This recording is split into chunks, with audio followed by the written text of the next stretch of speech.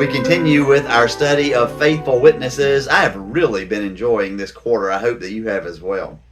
Every once in a while when you go to a movie, you may notice that rather than having these seamless transitions between scenes, the screen will just suddenly go dark. And then it rises again, and it is weeks or months or even years later. And then it plays out another scene, and it goes dark again. And then you get that same idea. The screen comes back up, and you're pushed forward once again. Well, that's really the way that we experience Mary, the mother of Jesus, in the gospel.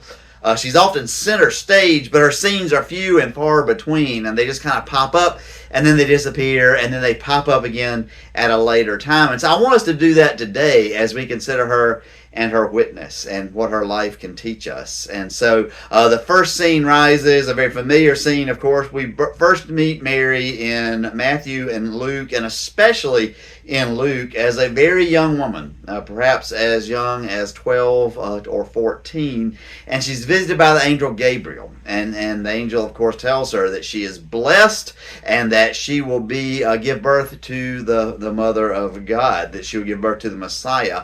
And she has a question, understandably. How can this be? And yet the angel tells her with God nothing is impossible, and explains just a little bit. And so then she very quickly agrees, famously saying, let it be with me according to your word. And I really assume that part of what is going on here is that she did have a choice. God is not going to force her to do this, and yet she listens, she asks a simple question, and then responds positively. And she's often praised for the risk in that.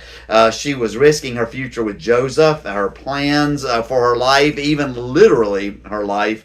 All of that is staked on her pregnancy. If you are a pregnant woman and not married in that time, and she was betrothed to Joseph but wasn't yet married, all of those things were now at risk, and she ought to be praised for that. But I also think that there's something else worth admiring here as well, and that is the way that children tend to accept things faster than we do. In this very same chapter in Luke, Zechariah, the father of John the Baptist, is told that he and Elizabeth are going to have a child in their old age, and he doesn't ask questions. He kind of argues about it, and he's not faithful particularly about it, and so he's stricken without the ability to speak because of it. And most of us in our old age, I'm afraid, are that way as well. When God comes to us and asks us to do something, we can come up with lots of reasons why we can't, or why it won't work, or why it's impossible. But that's not what Mary does. Mary listens. She asks one honest question, and then she says yes. And I think children are more likely to do that than adults are.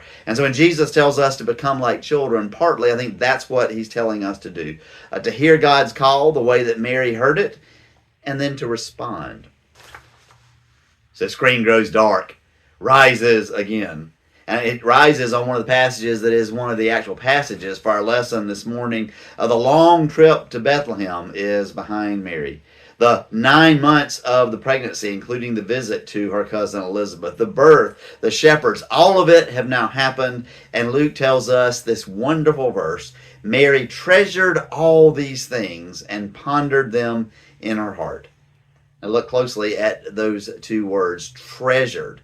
Literally, it means kept close together. But treasured really captures it, doesn't she? She treasures all of these things. And pondered doesn't mean confused. What it really means is not that she's trying to figure something out, but almost like taking a gemstone and turning it over and over in our hands and seeing the way that it captures the light. Treasuring that gemstone and kind of pondering it. That's what we're getting there. She's just been through this whirlwind of 9 months, and now she stops, she treasures, and she ponders. I think that's an encouragement for us, because life can move so fast, and it most certainly does. But we have to take time to stop, to treasure, and to ponder. Every evening that I can, I do a prayer time with the nuns up at the monastery in Sewanee, the nuns at St. Mary, actually, the mother of Jesus. I do it online, and part of that begins with a time of silence. And during the silence, you're asked to reflect over the last day. Where did you see God in that last day that you just spent because you're praying here in the evening? When did you respond to God appropriately and correctly and faithfully? When perhaps did you fail to respond to God appropriately, or even committed a sin, and recognize that God is willing to forgive you for that there at the end of the day?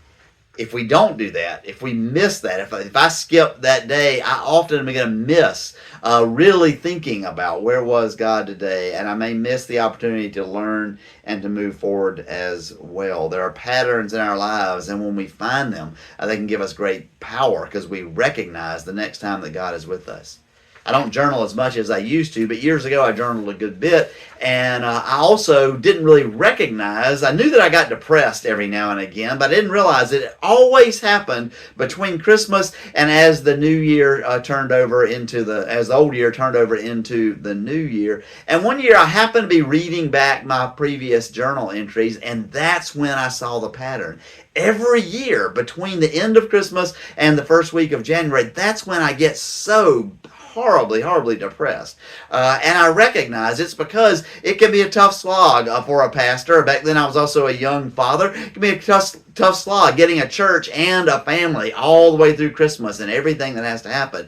And seeing that pattern helped me realize it doesn't have to be that way. I need to take care of myself during the Advent and Christmas season, and I need to be aware that this is a vulnerability for me, and I need to make sure that I'm addressing it. And I've never had the problem since as bad as I did before, but it took stopping and pondering and thinking about it and seeing the pattern.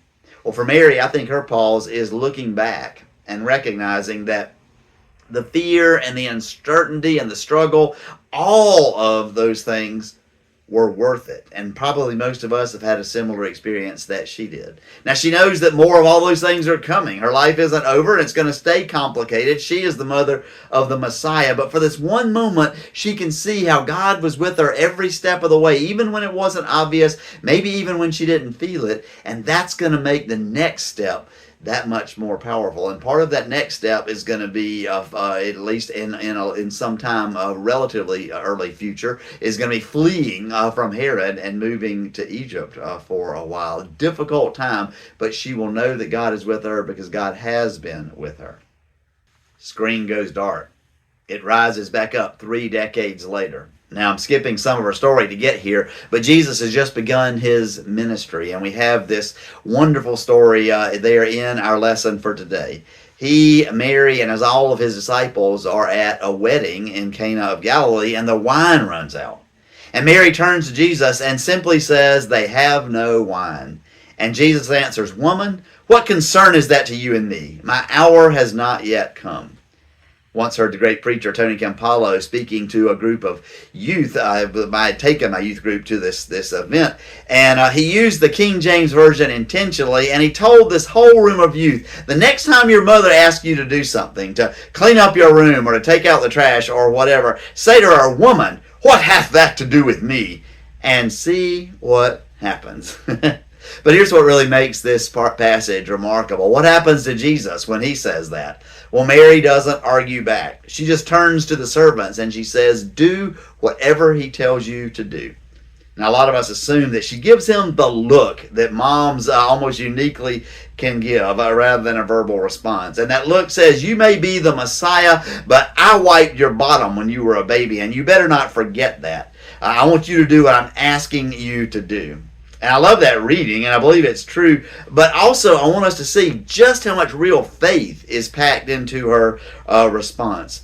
She believes that Jesus doesn't simply have the power to act. She believes that he's going to act. And so she doesn't mess with him anymore. She just turns to the servants and says, "Do whatever he tells you to do," because he's getting ready to do something pretty remarkable. And this is almost a mirror image of Gabriel's visit. Gabriel shows up and he says to Mary, "God is going to act and needs for you to say yes." And now Mary turns to Jesus and then to the servants and essentially says, "I'm asking God to act, and it's going to happen, just as it happened when Gabriel came to me." She's asking God to do the impossible, just as God asked her to do the impossible. And she has the faith to expect that God is going to act. And I wonder how often we miss out on miracles because we never ask or we never expect God to act. I think that often happens for us when we with reconciliation. We have a problem with another person, and there's so much distance, so much old hurt that we just give up. We stop praying for the person, even though Jesus told us to pray for our enemies. We stop looking for ways to extend grace, even though Scripture told us to repay evil with good. We nurse the resentment, and sometimes we even feed the resentment or contribute further to the problem. But what if instead we said, I trust you, God, that you're either going to heal this relationship or you're going to let me know somehow that it's okay for me to shake the dust off my sandals and walk away. But until then, I'm going to do whatever you tell me to do, even the parts I don't want to do. Listen to what Mary says. Not, well, I hope he can fix this. But she says, do whatever he tells you to do. Screen goes dark. It rises again. Later in Jesus' ministry now, Mark tells us that Mary becomes afraid for him. He's making enemies. There's talks of him running afoul of Rome, and she doesn't know where this is going to lead. And so Mary and her sons come to restrain him, Mark says. They're worried that he has lost his mind. Now, Mary doesn't think that Jesus has a Messiah complex, that he thinks he's the Messiah and he's not. Mary knows that he's the Messiah, but she thinks he's going about it all wrong, and she's worried about it. Someone tells Jesus that Mary and his brothers are outside looking for him, and knowing that they're not looking for him in faith, apparently, Jesus says, who are my mothers and my sisters? And it says he looks around at all those who are with him, and he says, here are my mother and my brothers. Whoever does the will of God is my brother and my sister and my mother. One of the most powerful sermons I've ever heard was titled, Jesus Had Family Problems Too. And it's a reminder that being family can be hard for all of us, even for Jesus. But let's zoom in for a moment here on Mary. And even with everything that she had, the inside information, getting a visit from Gabriel, having all of these amazing miracles happen, a lifetime at his side, she still doubts. Now in manger scene, she's always kneeling and her hands are folded so wonderfully, and she seems to be so faithful, but that's not always true of her. And it's not always true of us. And so thanks be to God in a strange kind of way that this story, the mother of God, doubts. And she gets it wrong, and yet she is still beloved, and Jesus still has room for her. Maybe not in that moment, but room for her, and she will still be a part of his story just as we will as well. Screen goes dark, and it rises again. At the crucifixion, the things Mary was worried about now have come true. And in the middle of a very public execution, there is this intensely personal moment that we have here in our lesson. Jesus looking at Mary and the disciple who is the beloved disciple, we assume it is John, standing beside her. And he says to her, here is your son. Now he's not talking about himself. He's talking about John, because then he responds by saying to John, here is your mother. And beautifully and remarkably it says, from that very hour, John takes Mary into his home. Jesus is looking after Mary at this, the worst moment of her life. There's probably nothing worse than losing a child, and losing a child to violence and having to watch helplessly. I can't imagine anything worse. And yet here, even in his unbelievable pain, Jesus sees and recognizes Mary's pain, and he makes provisions for it. Michelangelo's statue of the Pietà just beautifully captures this, better than almost anything can. I can't imagine how he could take that giant piece of marble and carve it into that amazing, amazing statue. Mary is holding the lifeless Jesus on her lap. And it really is an enormous statue. Were Mary to be able to stand up, she would be 8 or 9 feet tall. And yet Jesus on her lap is more life-size. He's around 5'9". And Michelangelo did that intentionally because he needed a life-size human. This was an adult who had died on the cross, but he also wants to give us this sense of, but this is his mother. And she held him on her lap, and he probably slept on her lap as a young man, as a child, and now he is dead, and she is holding him in her grief. There is so much pain folded into that stone, but there's even more pain folded into Mary at the foot of the cross. Simeon had warned her 30 years earlier, a sword is going to pierce your own soul too. And this is that moment now fulfilled. And it's oddly comforting to me to know that both God and Mary know what it is to lose a child. Whatever the worst thing is that can happen to us, God knows that grief. And Mary also stands with us as a witness to that grief. And there is a lot of comfort in that. Screen grows dark and it rises one final time. Now, scholars debate whether Mary, Jesus' mother, is the other Mary who says went to the tomb, to the empty tomb on Resurrection Sunday, or is Mary the mother of James, also Mary the mother of Jesus, because James was one of Jesus' brothers. We don't know. Mary was a very common name, and most scholars think that Mary, the mother of Jesus, either didn't go to the tomb that morning, or if she did go to the empty tomb, none of the gospel writers recorded it. They're usually very careful to tell us when it's Mary, the mother of Jesus. But what we do know is that she did come to believe in the risen Christ, in spite of that horrible day she went through on that Good Friday, and that terrible weekend, grieving the loss of her son, maybe even holding him the way that she does in the Pietà. She came to believe that he was risen, because the last story that we get about Mary is in the first chapter of Acts. And Mary is there with all of the disciples and with Jesus' brothers in the upper room, and they are waiting and they are praying. Now, what did Mary's prayer look like? Luke doesn't tell us there in the book of Acts. He doesn't say it outright, but I would guess that after the resurrection and after the ascension, as they are waiting there for what might happen next, Mary once again treasured all these things and pondered them in her heart. There's been some remarkable things going on. She looks back over Jesus' entire life, treasuring and pondering, but also, just as she did all those years ago, recognizing there is more to come. And God will be with me again, just as God has been with me all these ways. And whatever there is that is next for me, God will be with me, and I'll be able to respond in faith. That's the invitation, I think, held out to all of us, isn't it? Not just to look back daily, but to look back remembering every way that God has been with us, every way we've responded in faith, every way God has kept us in love when we didn't respond in faith, and recognizing God is with us and has a future plan for us, and we are called to respond in faith.